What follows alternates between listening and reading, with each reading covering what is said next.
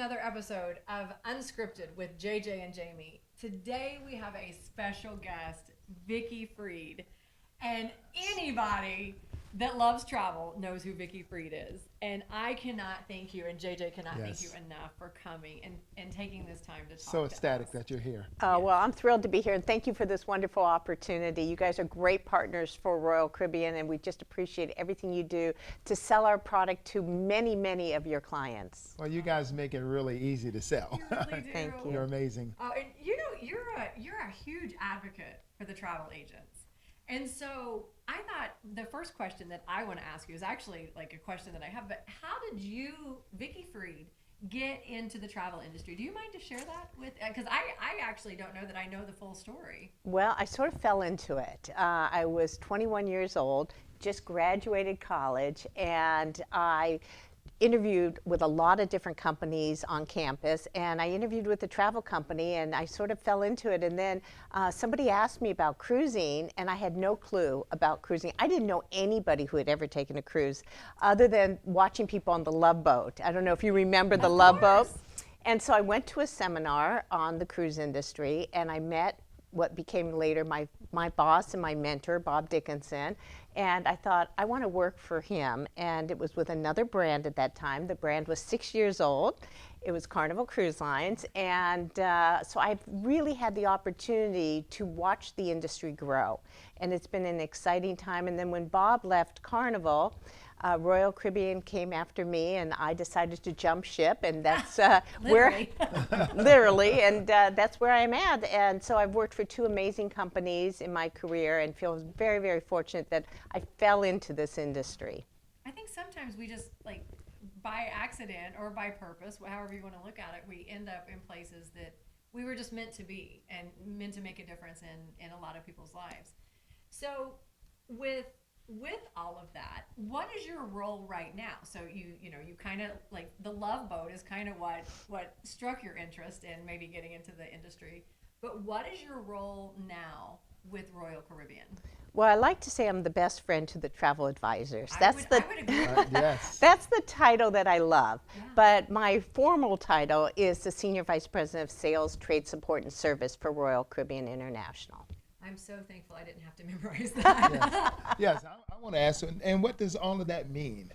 It just means I'm here to serve the travel advisors and to make sure that you're successful, because when you're successful, it means that you're delivering happy clients to Royal Caribbean, and at the end of the day, that's the win-win solution. Yes, we like to say, you eat, we all, you eat, we eat, we all eat. Yeah, that's right. Right, and we have a lot of food on our ship, so everyone's eating. Everyone's eating.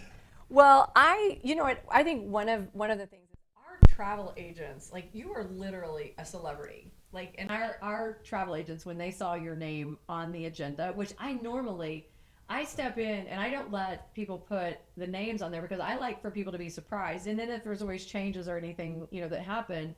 But when they found out that you were coming down here, or up here, I guess it's up here for you. Mm-hmm. They were just like, stop it, really? And so I'm fangirling, so I'm excited. And you have just really made it really easy to be a travel agent and to have an advocate like you, and it really means a lot. And so I want to thank you for that. Well, thank you. I really feel so fortunate to my entire career to have worked with travel advisors. They were called travel agents, now they're travel advisors. But at the end of the day, they supported me, and my career grew because of travel advisors. So I never forget my beginnings. And so my job is to truly serve the travel advisor, because at the end of the day, when they're successful, we're successful at Royal Caribbean. I love that. Well, I want to get into this amazing ship, the icon of the seas. Wow. I have never witnessed a show like The Wizard of Oz. Oh yes, The Wizard of Oz. Amazing. I have goosebumps. Amazing. We're talking Broadway Better than level, Broadway. award-winning show. It was so amazing. Yeah, we're very proud of The Wizard of Oz, and it's receiving incredible comments from our guests aboard. And we have a lot of Broadway musicals across our fleet. We have Grease, we have Hairspray, we have so many different shows, Saturday Night Fever, but definitely Wizard of Oz has been the home run of home runs. I was in awe, and we love Broadway. Like, we love Broadway shows, and I told JJ, I said, this is actually better than the Broadway shows that we've seen. I mean, I don't know how you all did it and how you pulled it off, but holy cow. Everybody that we've talked to, we've said, you have to go on the Icon and you have to see this show. It's like a destination in itself, just getting on the ship, but then seeing that show, it just, you forget that you're not on Broadway.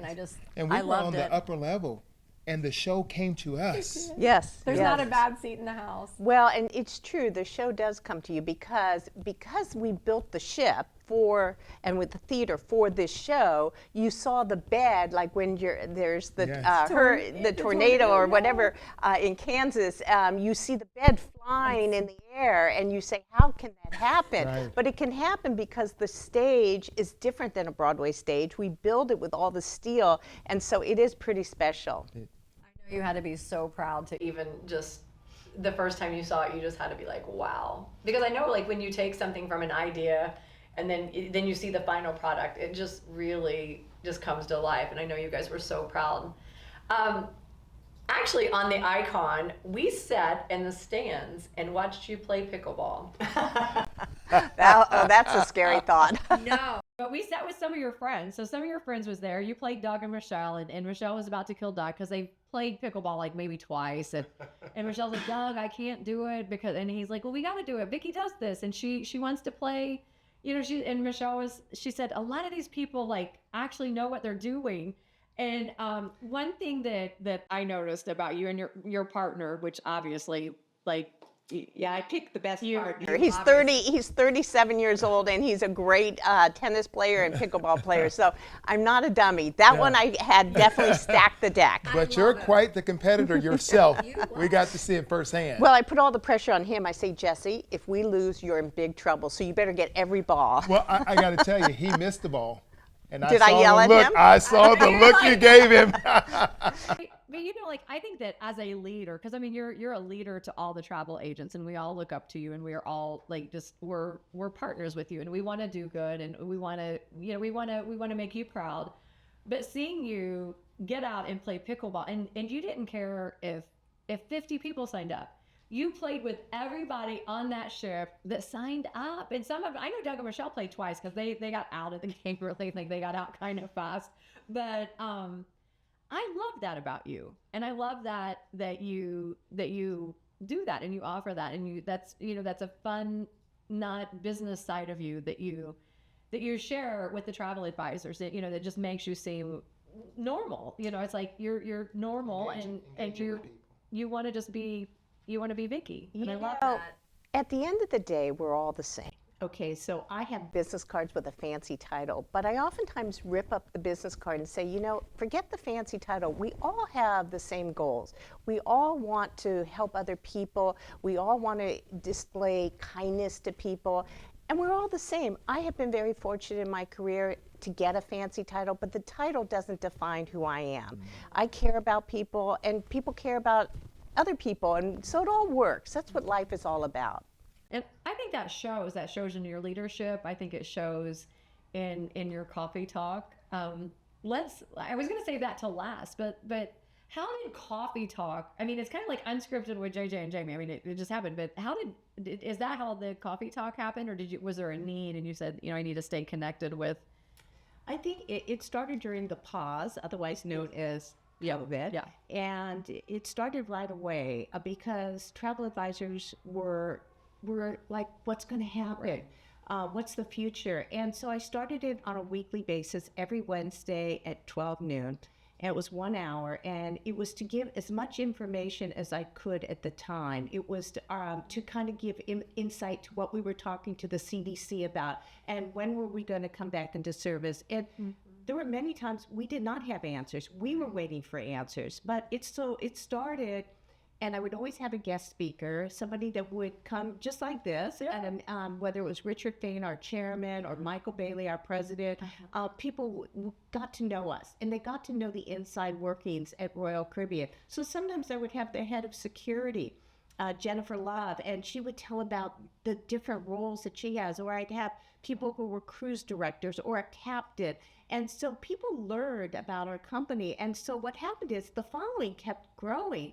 And on average, I was getting between 4,000 and 5,000 people a week.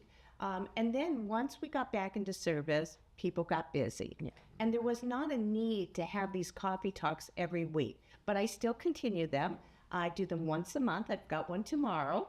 And tomorrow I have Lolly on, and Lolly is our head of guest relations, and she's going to share 3 really beautiful stories about different experiences that our guests had on board, whether it was a proposal and different experiences. And so they're heartwarming stories, and Lolly always has beautiful stories to share. And so I've continued them, and my numbers have stayed really high, close to 4,000 a week. Depends on who my guest speaker is. Sometimes I get more if I have somebody really important. But at the end of the day, it's just a way to stay connected to our travel advisors.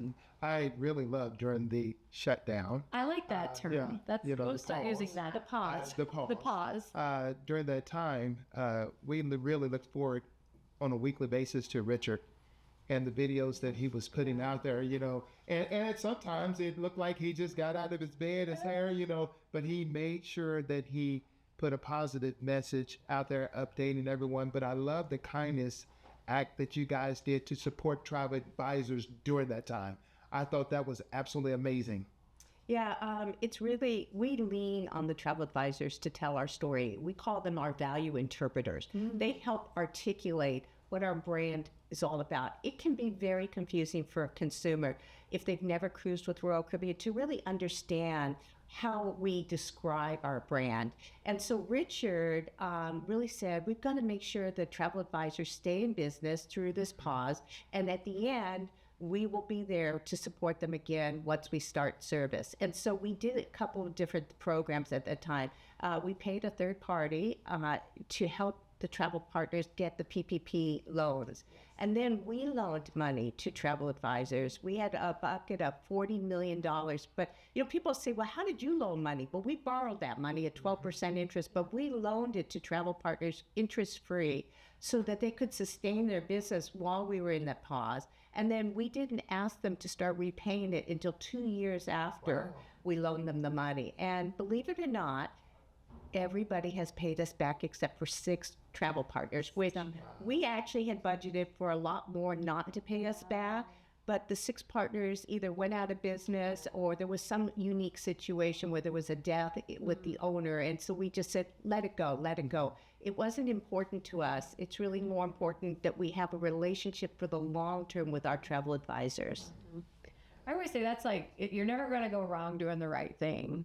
And I think the way that I think what I love the most is like a lot of the vendors band together. You know, it's like you like, so it's not like we're all in the same industry and we all have our share and, you know, in something. But I think that during the pause, we came together and we worked together. I know you guys like worked really hard on with, like you said, the CDC and you know, a lot, like I know you guys feverishly worked on that, and I know it wasn't easy for you guys, but you handled it with such grace, and you handled it. You're leading us. You being calm helped us be calm and helped us be good leaders to our agents, and it's the trickle down effect. And you know, it's like, because if Vicki Freed was freaking out, I'd be like, well, it's time to freak out. So, you know, but I mean, watching you and just like, it's okay to not have the answers. And because none of us had the answers. So it's like we all kind of, I think, led with that. We don't know the answers, but what we do know is we're going to get through this, and we're going to do it with grace, and we're going to do it with kindness and caring. And I think that you'll never go wrong with being kind and caring.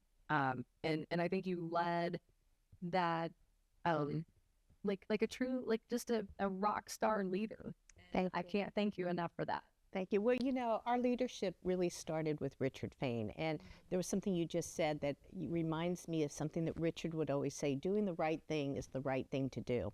And if you look at the history of our company and our corporation, it's always been about the people. So when there was a government strike where the government workers in South Florida were not getting paid for a period of time, Richard Fain opened up our cafeterias. We have 2 cafeterias, 2 buildings in our headquarters. And he said any government worker that wants to have breakfast and lunch, compliments of Royal Caribbean, can come in here, and we will have dinners to go for their family. And I remember having lunch with Richard in the cafeteria and saying, Richard, this is such a generous move. And he said, I said, why do we do this? And he said, because we can. And if you remember, there was that horrific experience with the building in Hallandale that crumbled. Yes. And there were all these emergency workers that came in. Some came in from Europe, and different workers that came in. And by the way, just so you know, these emergency workers usually sleep on cots in a warehouse when they're coming to help, go through all the crumbled rubbish and everything. And so he said, we will dedicate a ship to these people, these emergency workers. We took a ship out of service. We gave them beautiful accommodations with hot meals. We did their laundries. We wanted to make sure that they were taken care of because they were taking care of our community.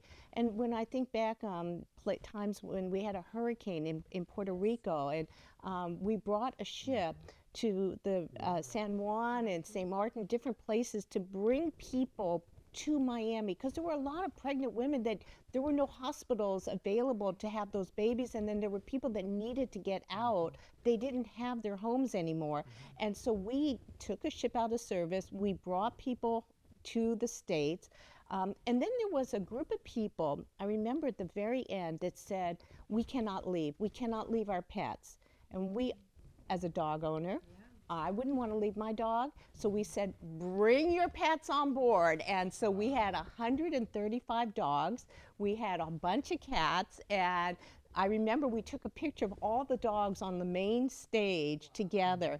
But, so now the dogs slept in the rooms with the guests.